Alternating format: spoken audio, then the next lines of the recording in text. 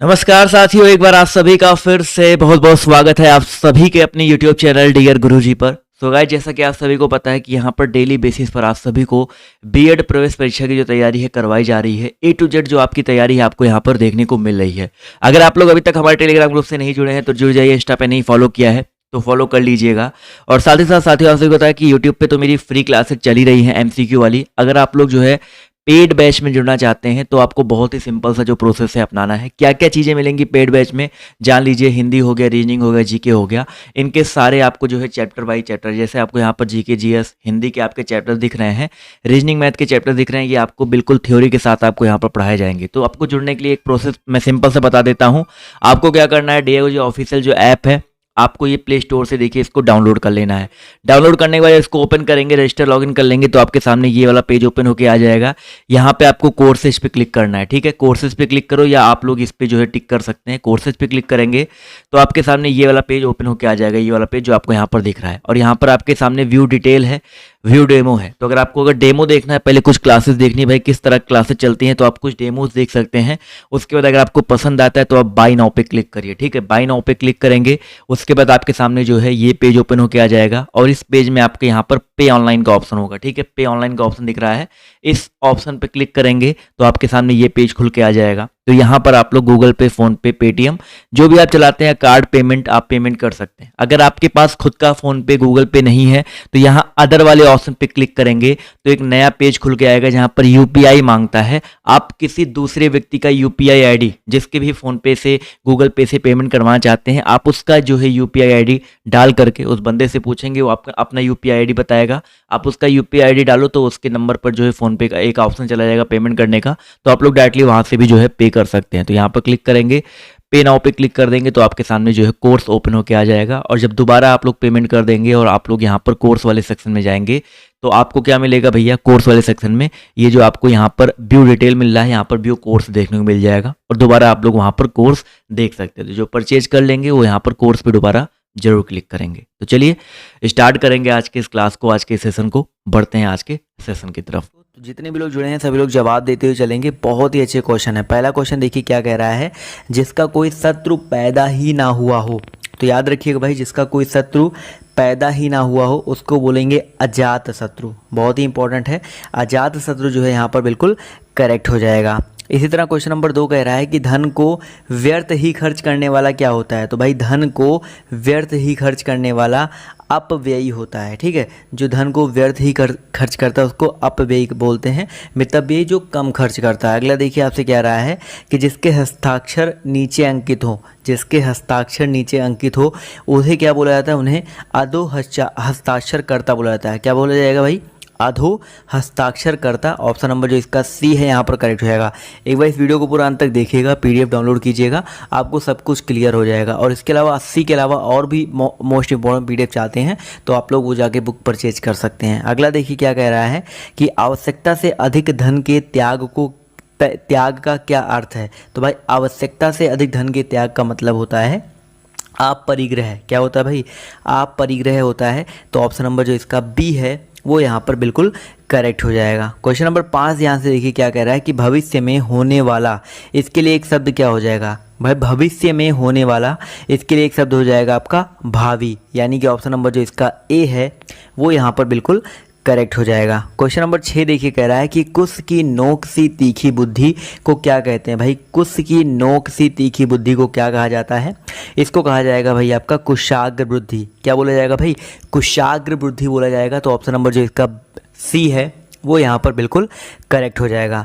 7 number question कह रहा है कि शुद्ध आत्मा का मनुष्य कहलाता है। तो भाई शुद्ध आत्मा का जो मनुष्य है वो शुद्धोधन कहलाता है। ऑप्शन नंबर जो इसका डी है वो यहाँ पर बिल्कुल करेक्ट हो जाएगा। अगला क्वेश्चन देखिए कह रहा है कि जो चित्त के साथ कार्यशील हो उसके लिए एक शब्द, जो भाई चित्त के साथ कार्यशील हो उसके लिए एक शब्द सिंपल सा हो जाएगा आपका चित्तशील। यानी कि ऑप्शन नंबर जो इसका डी है वो यहाँ पर बिल्कुल करेक्ट हो जाएगा। क्वेश्चन नंबर आपका 9 कह रहा है कि जिसके द्वारा अभियोग लगाया गया हो उसके लिए एक शब्द। भाई जिसके द्वारा अभियोग लगाया गया हो उसे अभियोक्ता बोला जाता है, ना कि अधियोक्ता, ना कि अधियुक्त। तो ऑप्शन नंबर जो इसका डी है वो यहाँ पर बिल्कुल करेक्ट हो जाएगा। क्वेश्चन नंबर 10 कह रहा है कि मन के किसी और प्रवृत्ति या उससे हटने की अवस्था क्या कहलाती है, यानी कि मन के किसी और हटने की जो अवस्था है वो बेसिकली क्या कहलाती है, मनोवृत्ति कहलाती है। क्या कहलाती है भाई, मनोवृत्ति। अब देखिए चारों ऑप्शन देखेंगे यहाँ पर, मनमोहक, मनो दौर्बल्य और चंचलता। तो कुछ लोग यहाँ पर चंचलता में कंफ्यूज हो सकते हैं, बट यहाँ पर याद रखिएगा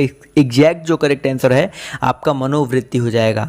क्वेश्चन नंबर 11 आपसे कह रहा है कि अधिकारों की प्राप्ति के लिए बनाया गया संगठन। तो भाई अधिकारों की प्राप्ति के लिए जो बनाया गया संगठन है वो आपका क्या है, संघ है। तो ऑप्शन नंबर जो इसका ए है वो यहाँ पर बिल्कुल करेक्ट हो जाएगा। 12 नंबर क्वेश्चन कह रहा है कि कर्ण को अधिरथ सूत कहा जाता है।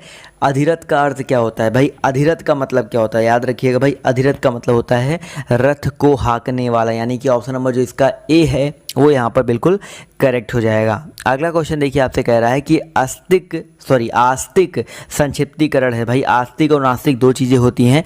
तो आस्तिक का मतलब बेसिकली आपका होता है ईश्वर के प्रति आस्थावान, नास्तिक का मतलब होता है जो ईश्वर को ना मानता हो। अगला क्वेश्चन देखिए क्या कह रहा है कि दावाग्नि शब्द का अर्थ क्या है। दावाग्नि की बात किया जा रहा है। तो दावाग्नि मैंने आपको जठराग्नि बता रखा है, दावानल बता रखा है, इसी तरह यहाँ पर दावाग्नि आया है। तो दावाग्नि का मतलब होता है जंगल में लगने वाली आग को कहते हैं दावाग्नि। बहुत ही इंपॉर्टेंट है, याद रखिएगा। अगला क्वेश्चन कह रहा है कि यहाँ पर 15 से 19 की ज्ञान की प्राप्ति की इच्छा रखने वाला। तो भैया ज्ञान की प्राप्ति की इच्छा रखने वाला क्या कहलाता है, जिज्ञासु कहलाता है, यानी कि ऑप्शन नंबर जो इसका सी है वो यहाँ पर बिल्कुल करेक्ट हो जाएगा। क्वेश्चन नंबर आपका यहाँ पर 16 कह रहा है कि जो किए गए उपकार को ना मानता हो। तो याद रखिएगा भाई, जो किए गए उपकार को ना मानता हो उससे कृतघ्न बोला जाएगा। क्या बोला जाएगा भाई, कृतघ्न बोला जाएगा। तो ऑप्शन नंबर जो इसका ए है वो यहाँ पर बिल्कुल करेक्ट हो जाएगा। क्वेश्चन नंबर 17 कह रहा है कि जो हर समय दूसरों के दोष को खोजता हो। तो भैया जो हर समय दूसरों के दोष को खोजता हो उसे बोला जाएगा परछिद्रान्वेषी। क्या बोला जाएगा भाई, परछिद्रान्वेषी, यानी कि ऑप्शन नंबर जो इसका डी है वो यहाँ पर बिल्कुल करेक्ट हो जाएगा। 18 नंबर क्वेश्चन कह रहा है कि सौतेली माता के लिए प्रयुक्त शब्द क्या हो जाएगा। भाई सौतेली माता के लिए प्रयुक्त शब्द क्या हो जाएगा आपका, विमाता। कभी कुमाता या सुमाता या जमाता मत कर दीजिएगा, विमाता जो होता है वो सौतेली माता के लिए यूज किया जाता है। अगला क्वेश्चन देखिए बहुत ही सरल है कि भैया जिसे जीता ना जा सके। तो भैया जिसको जीता ना जा सके उसे अजेय बोलेंगे, यानी कि ऑप्शन नंबर जो इसका सी है वो यहाँ पर बिल्कुल करेक्ट हो जाएगा। क्वेश्चन नंबर 20 कह रहा है कि जो इंद्रियों से परे हो उसे क्या कहेंगे। तो भैया जो इंद्रियों से परे हो उसे कहेंगे जितेंद्रिय, यानी कि ऑप्शन नंबर जो इसका बी है वो यहाँ पर बिल्कुल करेक्ट हो जाएगा। ठीक है। क्वेश्चन नंबर आपका 21 कह रहा है कि नींद पर विजय प्राप्त करने वाला, इसके लिए एक शब्द क्या हो जाएगा, नींद पर विजय प्राप्त करने वाला, याद रखिएगा गुडाकेश कहलाता है। बहुत ही ज़्यादा इंपॉर्टेंट है। गुडाकेश मतलब क्या होता है भाई, नींद पर विजय प्राप्त करने वाला। क्वेश्चन नंबर 22 कह रहा है कि कम बोलने वाला, इसके लिए एक शब्द क्या हो जाएगा। तो भैया कम बोलने वाला, इसके लिए एक शब्द हो जाएगा मितभाषी, यानी कि ऑप्शन नंबर जो इसका ए है वो यहाँ पर बिल्कुल करेक्ट हो जाएगा। क्वेश्चन नंबर 23 देखिए कह रहा है कि छाती के बल चलने वाला, इसके लिए एक शब्द क्या हो जाएगा। तो छाती के बल चलने वाला, इसके लिए एक शब्द आपका हो जाएगा उर्ग। क्या हो जाएगा भाई आपका, उर्ग हो जाएगा, जिसका मतलब होता है छाती के बल चलने वाला। इसी तरह क्वेश्चन नंबर 24 कह रहा है कि सिर से लेकर पैर तक, इसके लिए एक शब्द क्या हो जाएगा भाई, सिर से लेकर के पैर तक, इसके लिए एक सिंपल सा शब्द होता है अपाद मस्तक। बहुत ही सिंपल सा है आंसर, अपाद मस्तक, यानी कि सिर से लेकर के पैर तक।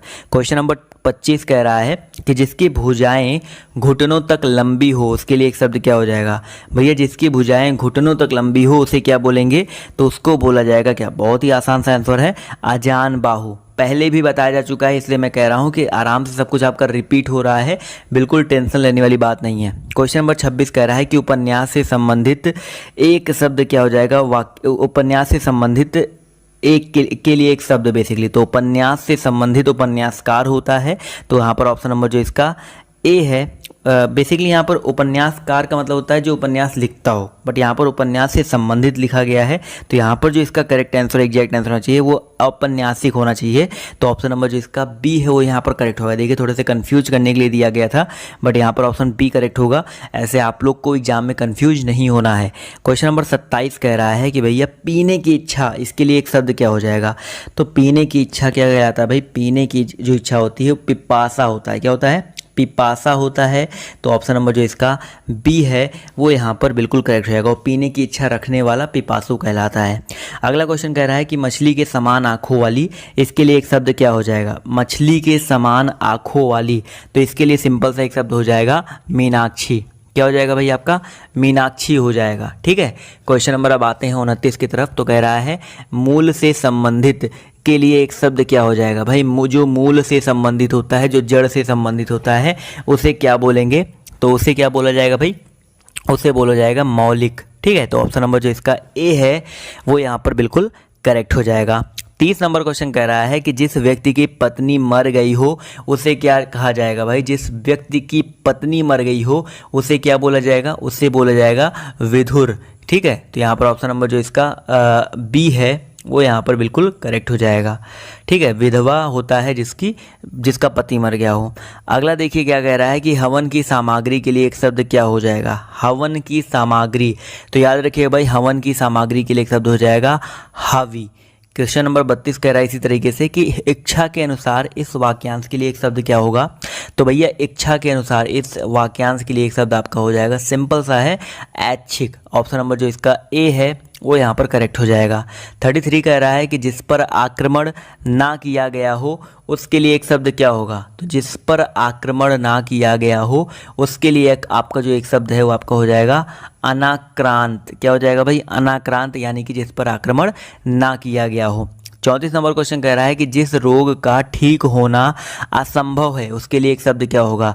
तो भैया जिस रोग का ठीक होना असंभव है वो असाध्य होता है। क्या होता है भाई आपका? असाध्य होता है। तो ऑप्शन नंबर जो इसका बी है वो यहाँ पर करेक्ट हो जाएगा। आते हैं क्वेश्चन नंबर 35 की तरफ। तो कह रहा है कि जिसका कोई आकार ना हो उसके लिए एक शब्द क्या होगा? तो भाई जिसका कोई आकार ना हो उसके लिए एक आपका शब्द जो है आपका हो जाएगा निराकार, जिसका कोई आकार ही ना हो। इसी तरह क्वेश्चन नंबर आपका 36 कह रहा है कि जिसमें संदेह ना हो उसके लिए एक शब्द क्या होगा? तो भैया जिसमें संदेह ना हो उसके लिए आपका क्या हो जाएगा? असंदिग्ध। संदिग्ध मतलब जिसमें संदेह होता है। अगला क्वेश्चन कह रहा है कि जिस भूमि को जोता ना जा सके उसके लिए एक शब्द क्या होगा? तो भैया जिस भूमि को जोता ना जा सके उसे बोलेंगे अप्रतिहत, यानी कि ऑप्शन नंबर जो इसका ए है वो यहाँ पर बिल्कुल करेक्ट हो जाएगा। इसी तरह 38 नंबर का क्वेश्चन नंबर कह रहा है 38 कि जिसे शीघ्र प्रसन्न किया जा सकता हो उसके लिए एक शब्द क्या होगा? तो भैया जिसको शीघ्र प्रसन्न किया जा सकता हो उसे आशुतोष बोला जाएगा। वो बात अलग है कि चलिए अगला क्वेश्चन देखिए कह रहा है कि जो समाप्त हो गया हो उसके लिए एक शब्द क्या हो जाएगा? तो भैया जो समाप्त हो गया हो उसके लिए एक शब्द हो जाएगा इतिश्री, और जो शुरू होता है उसको श्री गणेश बोला जाता है। इसी तरह क्वेश्चन नंबर 40 कह रहा है कि जो लुप्त हो गया हो उसके लिए एक शब्द क्या होगा? तो जो लुप्त हो गया हो उसके लिए एक शब्द जो आपका क्या हो जाएगा? विलुप्त हो जाएगा। क्लियर है।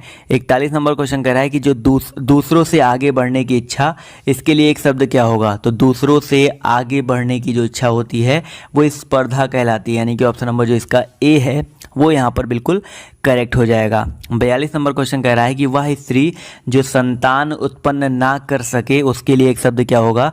तो भैया वह स्त्री जो संतान उत्पन्न ना कर सके उसके लिए एक शब्द हो जाएगा बांझ या बंधिया बोला जाएगा। तो ऑप्शन नंबर जो इसका डी है वो यहाँ पर बिल्कुल करेक्ट हो जाएगा। आते हैं क्वेश्चन नंबर 43 की तरफ। तो कह रहा है कि हाथ में लेकर चलने वाला हथियार हाथ में लेकर चलाया जाने वाला जो हथियार होता है उसके लिए एक शब्द क्या हो जाएगा? तो भाई जो हाथ में लेकर चलाया जाने वाला हथियार होता है उसे शस्त्र बोलते हैं। ठीक है, तो ऑप्शन नंबर जो इसका बी है वो यहाँ पर बिल्कुल करेक्ट हो जाएगा। 43 का ऑप्शन बी। अगला क्वेश्चन कह रहा है कि दूसरों के स्थान पर कार्य करना, इसके लिए एक शब्द क्या हो जाएगा? तो दूसरों के स्थान पर कार्य करना, इसके लिए एक आपका जो शब्द है वो हो जाएगा स्थानापन्न। क्या हो जाएगा भाई? स्थानापन्न। इसी तरह क्वेश्चन नंबर 45 कह रहा है कि प्रारंभ से लेकर अंत तक, इसके लिए एक शब्द क्या हो जाएगा? तो प्रारंभ से लेकर के अंत तक इसके लिए आपका एक शब्द हो जाएगा आद्योपांत, यानी कि ऑप्शन जो इसका बी है वो यहाँ पर बिल्कुल करेक्ट हो जाएगा। 46 नंबर क्वेश्चन कह रहा है कि जिसकी कोई इच्छा ना हो उसके लिए एक शब्द क्या हो जाएगा? तो जिसकी कोई इच्छा ना हो उसको बोलेंगे निष्प्रिय, यानी कि ऑप्शन नंबर जो इसका ए है वो यहाँ पर बिल्कुल करेक्ट हो जाएगा। क्वेश्चन नंबर 47 कह रहा है कि बिना पलक गिराए, इसके लिए एक शब्द क्या होगा? तो बिना पलक गिराए, इसके लिए एक आपका जो शब्द है आपका हो जाएगा निनिर्मेष भी होता है, आपलक भी होता है, अनिमेष। यहाँ पर देखा जाए तो मेरे हिसाब से सर ऑप्शन नंबर जो इसका डी है ये सभी ये यहाँ पर करेक्ट हो जाएगा। 48 नंबर क्वेश्चन कह रहा है कि जिसे जो किसी से कुछ ना मांगे उसके लिए एक शब्द क्या होगा। तो भैया जो किसी से कुछ ना मांगे उसको बोला जाएगा अजाची, यानी कि ऑप्शन नंबर जो इसका बी है वो यहाँ पर बिल्कुल करेक्ट हो जाएगा। 49 नंबर क्वेश्चन कह रहा है जिस पर अनुग्रह किया गया हो उसके लिए एक शब्द क्या होगा। तो जिस पर अनुग्रह किया गया हो उसके लिए एक शब्द हो जाएगा अनुकंपित। क्या हो जाएगा भैया आपका अनुकंपित हो जाएगा, यानी कि ऑप्शन नंबर जो इसका ए है करेक्ट हो जाएगा। 50 नंबर क्वेश्चन कह रहा है कि करने की इच्छा, इसके लिए एक शब्द क्या होगा। करने की इच्छा, किसी भी काम को करने की या कुछ भी करने की जो इच्छा होती है वो चिकीर्षा कहलाती है। ऑप्शन नंबर जो इसका डी है वो यहाँ पर बिल्कुल करेक्ट हो जाएगा। इसी तरह तैरने की इच्छा को क्या कहा जाएगा भाई। तैरने की इच्छा रखने वाला जो होता है वो क्या कहलाता है, वो कहलाता है तितीर्ष, यानी कि ऑप्शन नंबर जो इसका ए है वो यहाँ पर बिल्कुल करेक्ट हो जाएगा। 52 नंबर क्वेश्चन देखिए बहुत ही आसान है, जिसकी इच्छा पूर्ण हो गई हो। तो भैया जिसकी इच्छा पूर्ण हो जाती है उसको बोलते हैं क्या, तृप्त बोलते हैं। तो ऑप्शन नंबर जो इसका ए है ये वाला करेक्ट होगा, तृप्ति मत कर दीजिएगा। क्लियर है। अगला क्वेश्चन देखिए कह रहा है कि जिसने शपथ पूर्वक प्रतिज्ञा की हो, इसके लिए एक शब्द क्या हो जाएगा। भैया जिसने शपथ पूर्वक प्रतिज्ञा की हो उसके लिए एक शब्द हो जाएगा संसप्त। क्या हो जाएगा, संसप्त हो जाएगा, जिसने शपथ पूर्वक प्रतिज्ञा की हो। 54 नंबर क्वेश्चन कह रहा है जिसका साधना सहजता से हो सके उसके लिए एक शब्द क्या हो जाएगा। तो भैया जिसका साधना या साधना वही समझ में आता है, जिसका साधन सहजता से हो सके। तो जिसका साधन सहजता से हो सके उसको बोला जाएगा सुसाध्य, यानी कि ऑप्शन नंबर जो इसका ए है वो यहाँ पर बिल्कुल करेक्ट हो जाएगा। 55 नंबर क्वेश्चन कह रहा है कि जिसके पास कुछ भी ना हो उसके लिए एक शब्द क्या होगा। जिसके पास कुछ भी ना हो उसे अकिंचन बोलते हैं। ठीक है। इसी तरह 56 नंबर क्वेश्चन कह रहा है कि बहुत दिनों तक जीने वाला, इसके लिए एक शब्द क्या होगा। तो बहुत दिनों तक जीने वाला दीर्घायु कहलाता है। क्वेश्चन नंबर 57 की तरफ आते हैं तो कह रहा है वह नायक जो आत्म अभिमान को नहीं दिखाता उसके लिए एक शब्द क्या होता है। तो वह नायक जो आत्माभिमान को नहीं दिखाता है उसके लिए एक शब्द आपका हो जाएगा धीरोदात्त, यानी कि ऑप्शन नंबर जो इसका ए है वो यहाँ पर बिल्कुल करेक्ट हो जाएगा। ये सारे कुछ इंपॉर्टेंट क्वेश्चन है, याद रखिएगा। 58 नंबर क्वेश्चन कह रहा है कि संकलन किया हुआ, इसके लिए एक शब्द क्या होगा। संकलन किया हुआ, इसके लिए बेसिक सा आपका जो एक शब्द है आपका हो जाएगा संकलित, यानी कि ऑप्शन नंबर जो इसका ए है वो यहाँ पर करेक्ट हो जाएगा। क्वेश्चन नंबर 59 की तरफ आते हैं तो कह रहा है कि सुख तथा दुख में समान रहने वाला, इसके लिए एक शब्द क्या होगा। तो सुख तथा दुख में समान रहने वाला, इसके लिए आपका जो एक शब्द है हो जाएगा निर्लिप्त, यानी कि ऑप्शन नंबर जो इसका बी है वो यहाँ पर बिल्कुल करेक्ट हो जाएगा। 60 नंबर क्वेश्चन कह रहा है कि जिसका संकल्प या निश्चय किया गया हो उसके लिए एक शब्द क्या होगा। तो भैया जिसका संकल्प या निश्चय किया गया हो उसके लिए एक शब्द क्या हो जाएगा। इसका जो करेक्ट आंसर है आपका हो जाएगा संकल्पित, यानी कि ऑप्शन नंबर जो इसका सी है वो यहाँ पर बिल्कुल करेक्ट हो जाएगा। 61 नंबर क्वेश्चन कह रहा है कि सृजन की इच्छा, इसके लिए एक शब्द क्या होगा। तो सृजन की इच्छा अगर हम बात करते हैं तो इसके लिए जो आपका सिंपल सा शब्द है वो आपका आ जाएगा सी सृच्छा, यानी कि ऑप्शन नंबर जो इसका बी है वो यहाँ पर बिल्कुल करेक्ट हो जाएगा। 62 नंबर क्वेश्चन कह रहा है कि हिमालय पर निवास करने वाला, इसके लिए एक शब्द क्या हो जाएगा। तो हिमालय पर निवास करने वाला, इसके लिए आपका जो एक शब्द है वो हो जाएगा हिमवतिक, यानी कि ऑप्शन नंबर जो इसका ए है वो यहाँ पर बिल्कुल करेक्ट हो जाएगा।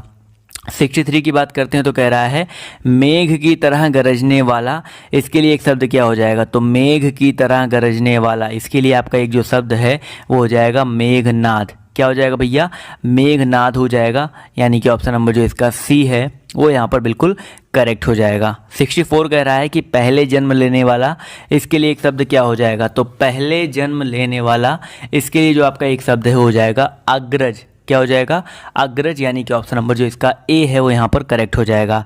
इसी तरह क्वेश्चन नंबर आपका 65 कह रहा है कि वह कवि जो तत्काल कविता करे उसके लिए एक शब्द क्या हो जाएगा। तो भैया वह कवि जो तत्काल कविता करे उसे आंसू कवि बोला जाता है।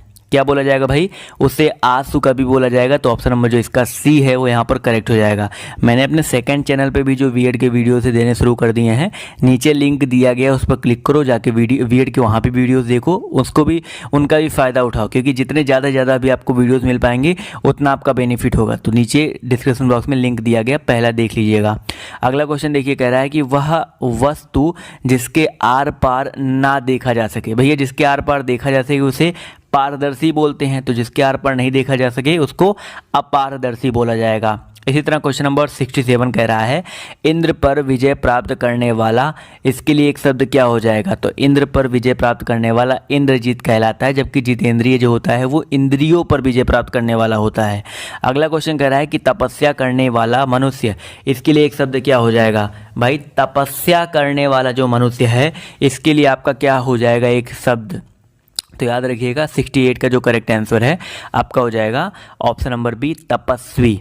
क्वेश्चन नंबर 69 पर आते हैं, तो कह रहा है कि जिसकी परीक्षा ना की गई हो उसके लिए एक शब्द क्या हो जाएगा? तो भैया जिसकी परीक्षा ना की गई हो उसके लिए एक शब्द हो जाएगा निष्परीक्षित, यानी कि ऑप्शन नंबर जो इसका बी है वो यहाँ पर बिल्कुल करेक्ट हो जाएगा। 70 नंबर क्वेश्चन कह रहा है जो बदला लेना चाहता है उसके लिए एक शब्द, तो भैया जो बदला लेना चाहता है उसको प्रचिकीर्षु बोलेंगे। क्या बोलेंगे भाई?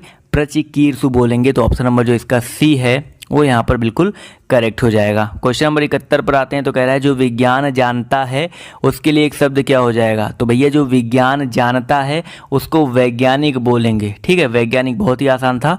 72 नंबर क्वेश्चन की तरफ बढ़ते हैं, तो कह रहा है कि जिस पर विश्वास किया गया हो उसके लिए एक शब्द, तो भैया जिस पर विश्वास किया गया हो उसके लिए आपका एक जो शब्द है क्या हो जाएगा? विश्वस्त हो जाएगा। क्या हो जाएगा भाई? विश्वस्त, यानी कि ऑप्शन नंबर जो इसका बी है वो यहाँ पर बिल्कुल करेक्ट हो जाएगा। या जो विश्वास के पात्र होता है उसको विश्वास पात्र बोलते हैं, ठीक है, या विश्वसनीय बोलते हैं। अगला क्वेश्चन कह रहा है कि जिस पर कोई अंकुश नहीं हो उसके लिए एक शब्द, तो भैया जिस पर कोई अंकुश नहीं हो उसको निरंकुश बोलेंगे। भैया जिस पर कोई अंकुश ही ना हो उसको क्या बोला जाएगा? निरंकुश बोला जाएगा। इसी तरह क्वेश्चन नंबर 74 कह रहा है जिसकी चिंता ना की जा सके उसके लिए एक शब्द, तो भैया जिसकी चिंता ना की जा सके उसके लिए एक शब्द आपका हो जाएगा अचिंत्य, यानी कि ऑप्शन नंबर जो इसका ए है वो यहाँ पर बिल्कुल करेक्ट हो जाएगा। 75 कह रहा है कि आकाश से संबंधित, इसके लिए एक शब्द क्या हो जाएगा? आकाश से संबंधित, इसके लिए आपका एक शब्द हो जाएगा आकाशीय, यानी कि ऑप्शन नंबर जो इसका ए है वो यहाँ पर बिल्कुल करेक्ट हो जाएगा। 76 नंबर क्वेश्चन पर आते हैं, तो कह रहा है जिसकी परीक्षा हो रही हो उसके लिए एक शब्द क्या होगा? तो भैया जिसकी परीक्षा हो रही हो उसके लिए सिंपल सा आपका जो एक शब्द है वो क्या हो जाएगा? 76 सभी लोग यहाँ पर इसका जवाब जो है कमेंट करके देंगे, क्योंकि बहुत ही सिंपल सा क्वेश्चन है, एक तो होमवर्क बनता ही बनता है। 77 कह रहा है कि व्याकरण के लिए आचार्य, व्याकरण के आचार्य के लिए एक शब्द क्या होगा? तो भैया जो व्याकरण के टीचर होते हैं, जो व्याकरण के आचार्य होते हैं उनको बोला जाएगा व्याकरण। व्याकरणविद या व्याकरणिक मत बोल दीजिएगा, व्याकरण जो है यहाँ पर करेक्ट होगा। 78 कह रहा है कि कुंती के पुत्र के लिए एक शब्द क्या हो जाएगा? भैया कुंती के पुत्र को कौन्तेय बोला जाता है। क्या बोला जाता है भाई? कौन्तेय बोला जाता है। तो यहाँ पर याद रखिएगा ऑप्शन नंबर जो इसका सी है वो यहाँ पर बिल्कुल करेक्ट हो जाएगा। 79 नंबर क्वेश्चन का देखिए क्या कह रहा है कि भैया प्रवास करने वाला, इसके लिए एक शब्द क्या हो जाएगा? तो भैया प्रवास करने वाला प्रवासी होता है। ठीक है, अगला क्वेश्चन कह रहा है कि बिना विरोध के लिए एक शब्द, बिना विरोध, भैया बिना विरोध यानी कि निर्विरोध या अवरोध या प्रतिरोध। तो याद रखिएगा बिना विरोध का बेसिकली मतलब होता है निर्विरोध। ठीक है, अगला क्वेश्चन देखिए कह रहा है कि प्रत्यक्ष किस वाक्यांश के लिए एक शब्द है?